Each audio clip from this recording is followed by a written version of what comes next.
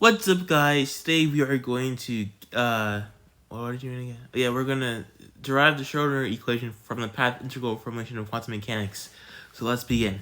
So in the first video in our mini series on the path integral, we derived this over here to calculate probability amplitude that the particle propagates from point A to point B.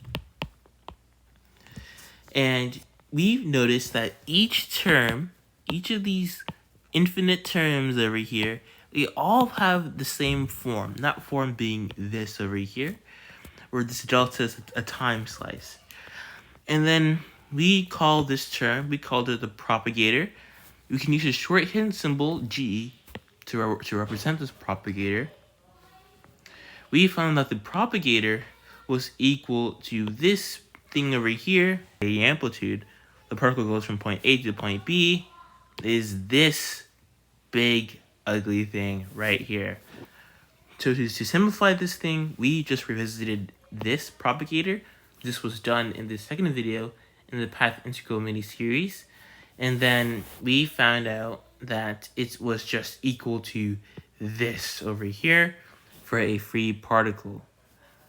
And basically, for each propagator, we get this factor over here.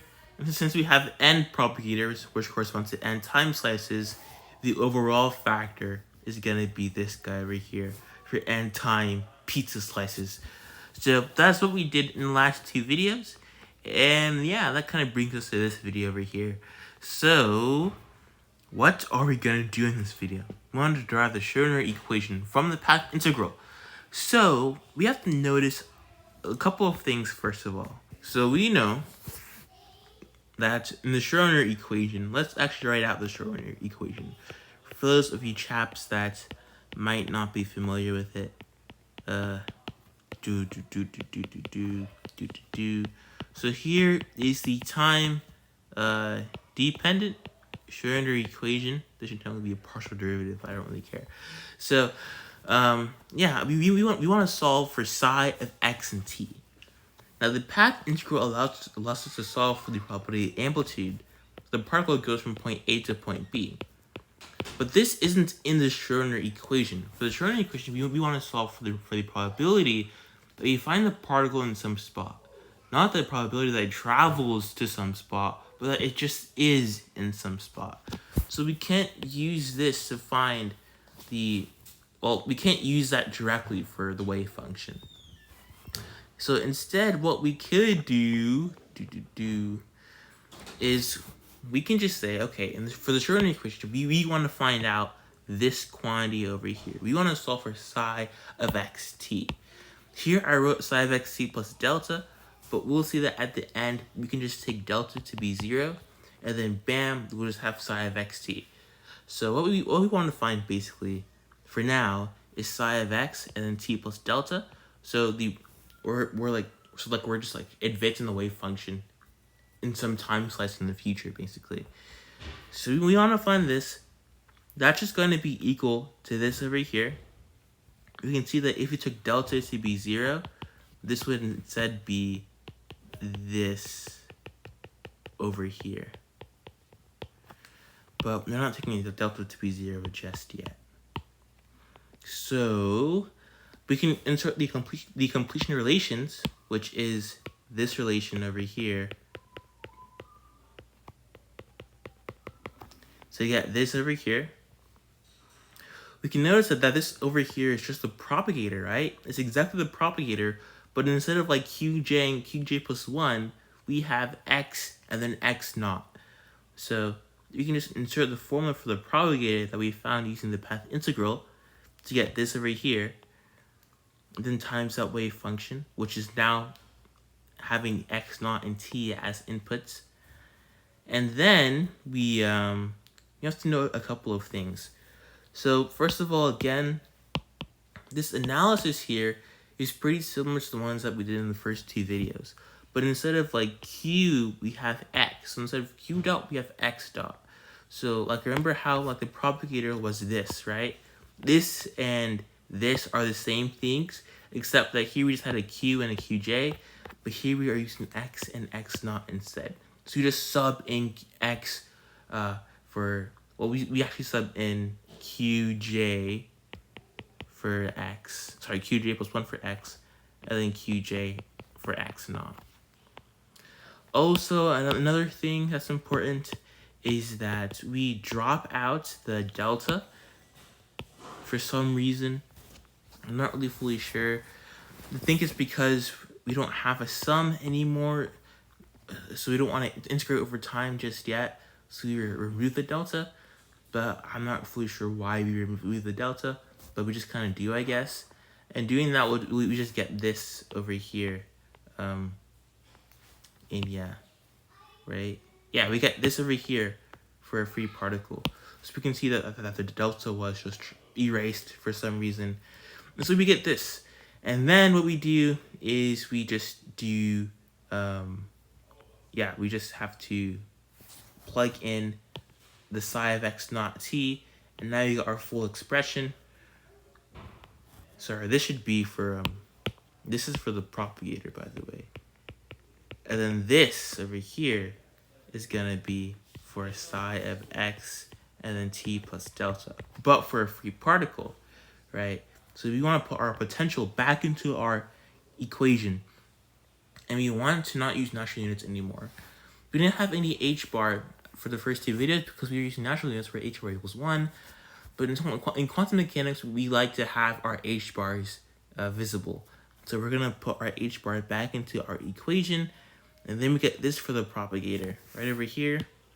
As you can see, we have our potential back. We can see some h bars over there.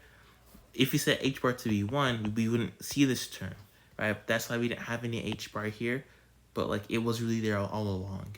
So we could drive the whole thing with h bar, and we get this. So we have a potential term. That's the most important thing right now. We have a potential over here.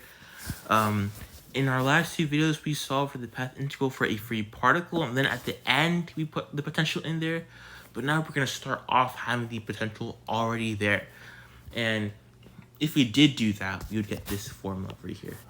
I didn't derive this formula, but like if I did, it would be this. So that's the propagator when we have a potential term. And therefore, we get this over here, which gives us this over here. So this is our final thingamajig, our final form for psi of xt delta. And we just want to sort of solve, we want to simplify all of this. And hopefully, if we simplify it enough, we can derive the Schrodinger equation. So yeah, if some parts of this don't make any sense, that's okay. This is a lot of review and some new extra stuff added to it, but as long as you guys kind of understand this in the pink over here, you'll be good for this video. So let's actually start. So the first step that we do is we just sort of de-expand this exponential. So we know that if we have e to the a plus b, that's just e to the a times e to the b. So let's do that. So we now have this over here. So these are being multiplied together and they're all being integrated over the same variable. So what we can do now is we can Taylor expand this term over here in the blue.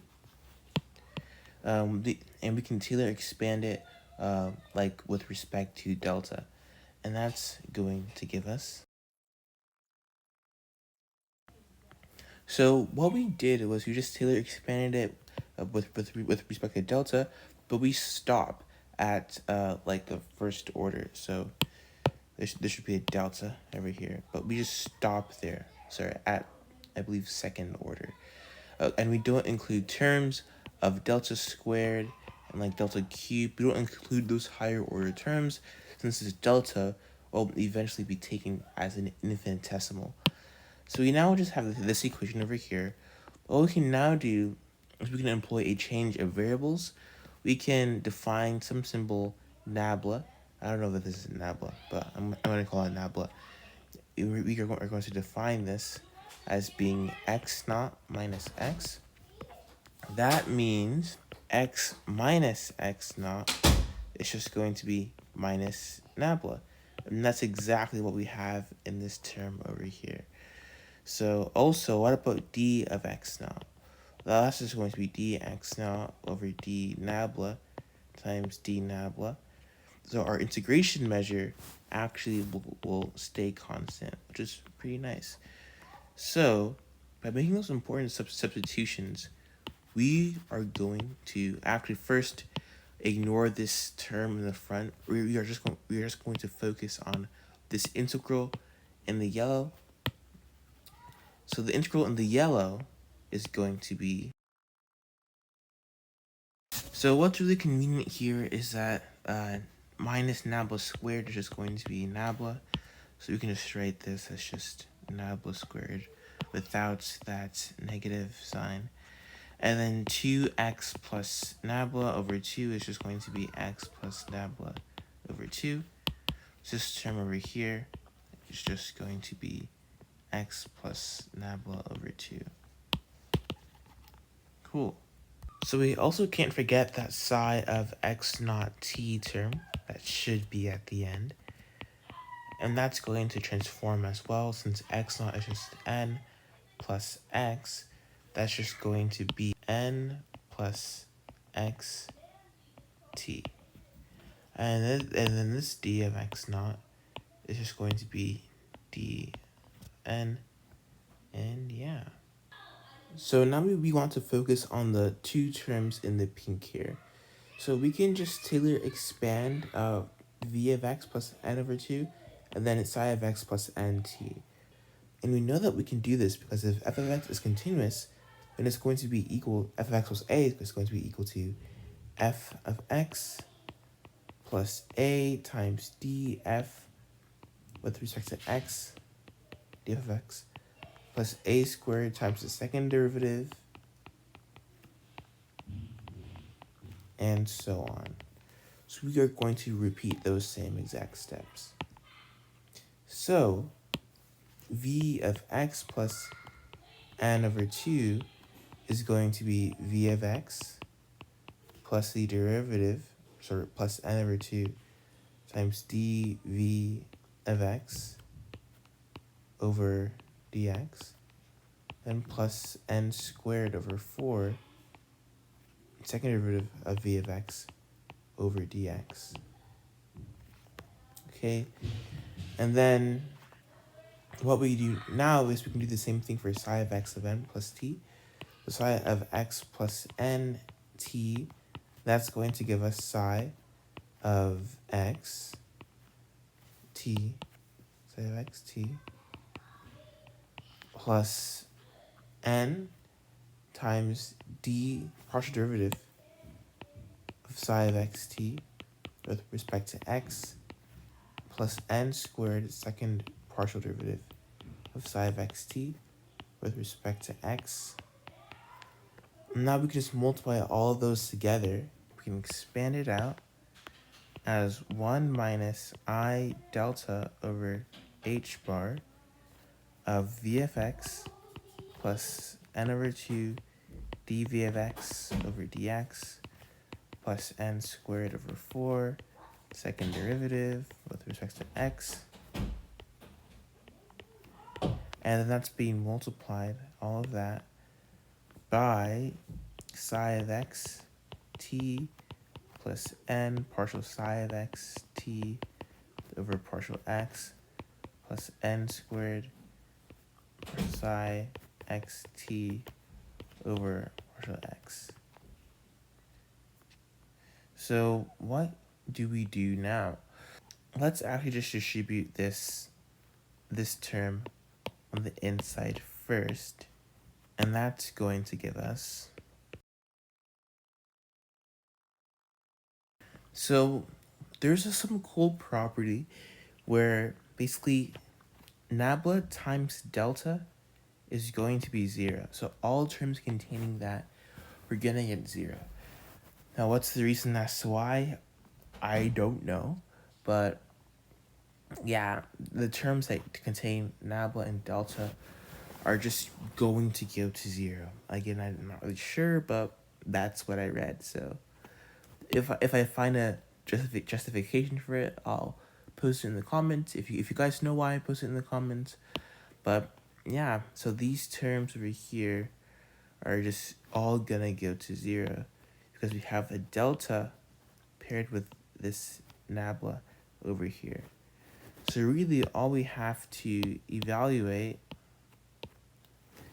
is 1 minus I delta v over h bar times psi of x blah blah blah, right?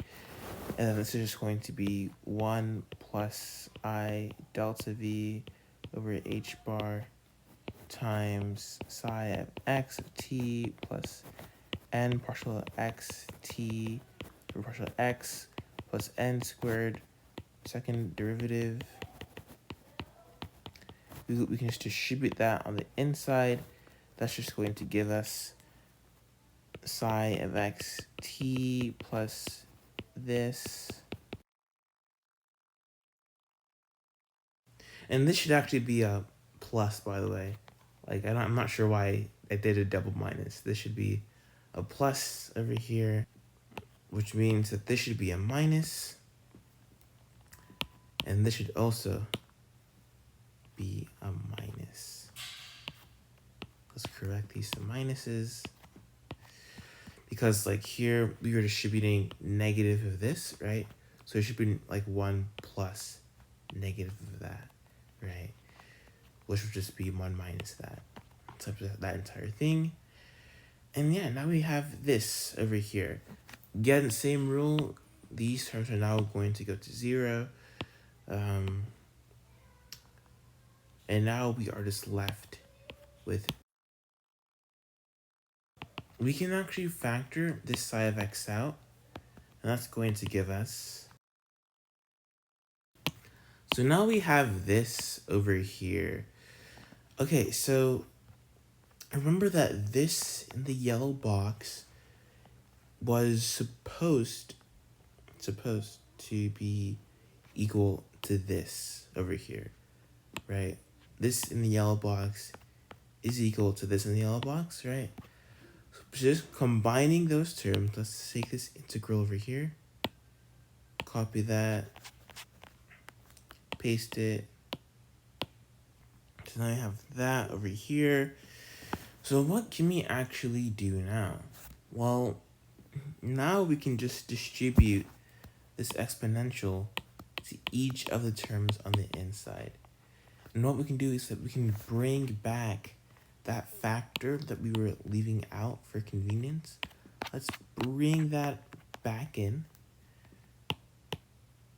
So it'd be like this. This is pretty messy, but we're gonna clean it up a bit. This times this entire thing, right, is supposed to be psi of x plus t, x t plus delta, right? So it should be the integral inside, and we are going to get... So that's a lot of integrals that we are doing, I know. And again, these are like all being integrated. This entire thing is being integrated over that dn. So we can just take baby steps here, baby steps. Let's label each of these integrals 1, 2, and 3. So we first want to calculate 1 over here. Integral 1 is just... So what's integral 1 going to be equal to? We can integrate over this, and by using that property, right, where like the exponential of like minus, or not minus, like a times x squared over 2, the integral of that with respect to x is going to be the square root of I believe it's 2 pi over a, 2 pi I over a. That's the Gaussian integral. If we were to actually do that, right, here this x would just be the nabla, and the a would be the m over h bar delta. So this integral will just be equal to the square root of 2 pi I over m over h bar delta. 2 pi I divided by m over h bar delta is just keep, change, flip. So that's just 2 pi I h bar delta over m, right? All raised to the 1/2. And what do you know? That's just this term over here, but just the reciprocal of that term, right? So basically, this term over here is going to, like, once integrated, right? Like, we'd have to actually expand this out. That would give us, so, and again, we are being multiplied, or that is being multiplied by this term over here, right? So this is all being multiplied by that term, which we can just call A for convenience, right? So that's all being multiplied by A. And this integral over here is just the opposite of A. It's the reciprocal of A. It's just A to the minus 1, right? So that means that this term over here is also going to be A to the minus 1, since this is going to be a constant. So that means that this integral is just going to be A to the minus 1 minus A to the minus 1 I delta V over H bar times A, which is just going to be 1 minus I delta V over H bar. So our first integral, I know it's really messy right now. Let me clean it up a bit. But our very first integral is just going to be equal to 1 minus I delta V over H bar. So that is solved. So let's clean this up a bit. This is just going to be 1 minus I delta V over H bar. And then plus the rest of this. And then we can just take this part out. We can say that it's going to be plus A times this, and then plus A times this. So now we have two more integrals to evaluate this one and the third one. And we can use the same procedure. So I've cleaned this up a bit. This was the first integral that we solved. Now we just have to solve for this one and this one. So let's take a look at this second term over here. We want to find out what this integral is going to be. So what we're going to do to solve this one is we are going to use what's called the DI method, which is basically just integration by parts, but just better. So with the DI method, you choose to differentiate one term, and then integrate the other term. So let's differentiate the n and integrate the exponential term. So with this DI method, what we do here is we say, okay, what's the derivative of n with respect to n? Well, the answer is 1. What's the derivative of 1? Well, it's 0. For this part, the integral of this exponential is going to be a, right? And the, integral of that is a, and the integral of a is going to be a n.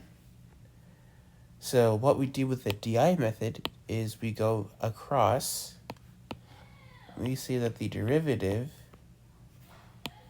or not derivative, the integral is then going to be equal to n times a minus a times n, which is just 0. So this integral over here that you see is just 0. So this term in the middle is going to go to 0. So before we talk about how we evaluate the third integral, we have to note that we should have a 2 in the denominator here, right? Because remember that the Taylor series expansion of psi of x plus a, or psi of x plus nt, we should have a divided by 2 here, and that Taylor expansion n squared over 2. So you kind of just forgot to include that in the Taylor expansion. So this, like, all of these should, like, have a, like, just, it should all be divided by 2, by the way, for that Taylor expansion there. So if we just kind of note that, take a mental note of that. Also, we should have a psi of xt term right next to the term in the parentheses, right? Because if you go back, we will see that we were multiplying by psi of xt, right? And then here, we should have that psi of xt as well. But we just kind of, like, forgot to put it in. But yeah, we should also have that psi of xt right next to the term in the parentheses, since remember in this integral we were multiplying by psi of xt. So yeah, we can't forget about that. So we now have this over here, and we want to solve this last integral. So to solve this last integral, what we have to do is use this equation over here in the pink. We can see that we can match x with n, and we can let a be equal to minus I m over 2 h bar delta. And if we do that, we will find out that our answer for the entire thing is going to be this over here. And you'll see that the a will go away. That's because this term over here is going to be, like, equal to a to the minus 1, which will cancel out with this a over here. And then this 1 over 2a term that you see here is going to be responsible for this term that you see over here. But you can just do the algebra yourself to check yourself. So now basically we have that psi of xt plus delta equals 1 minus I delta v over h bar times psi of xt, and then plus I h bar delta over 2m partial second derivative of xt with respect to x. We can just distribute this on the inside, and we get psi of xt plus delta equals. Then what we can do now is we can subtract both sides by psi of xt. That gives us. And now what we can do is we can multiply both sides by IH bar.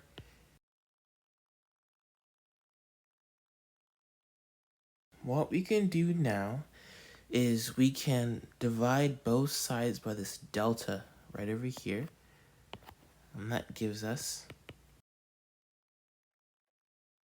We can then take the limit as delta approaches 0 of both sides. So of both sides of the expression, right?